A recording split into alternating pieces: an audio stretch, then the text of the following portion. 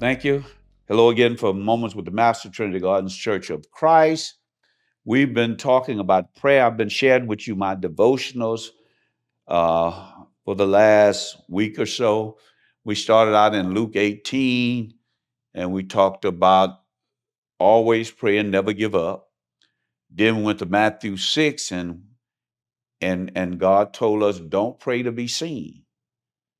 Pray to get God's attention, not man's attention. And then we went quickly to 1 Kings 3, and we talked about uh, be humble when you pray. Realize that you don't know everything. I think one of the miracles in that text is here was a 20-year-old rich man that realized he didn't know everything. I'm not going to go too far with that, but you'll get the gist of that. Most of us, we're a lot older than that before we realize we don't know everything.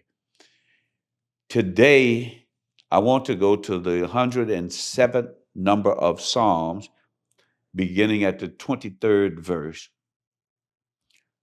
Those who go down to the sea in ships, who do business on great waters, they see the work of the Lord and his wonders in the deep.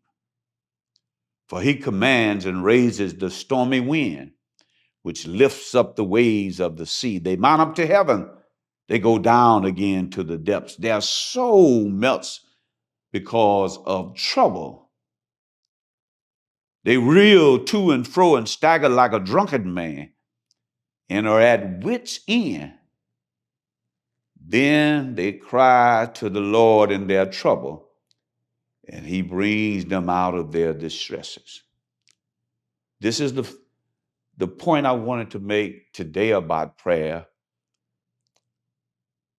When you get to the point where you're at your end, your wit's end, which end mean I've tried everything I know. I don't know what to do. It says, then they cried out to the Lord in their trouble. Perhaps you have a storm that you've been trying to wrestle with and take care of and handle on your own.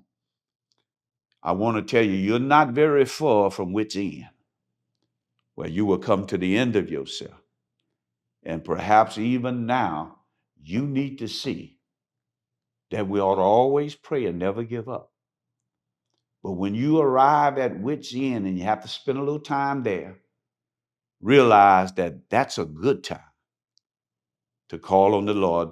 The psalmists say, they cried out to the Lord in their trouble, and he brings them out of their distress. So I'm crying out to the Lord at wit's end when I don't know what to do.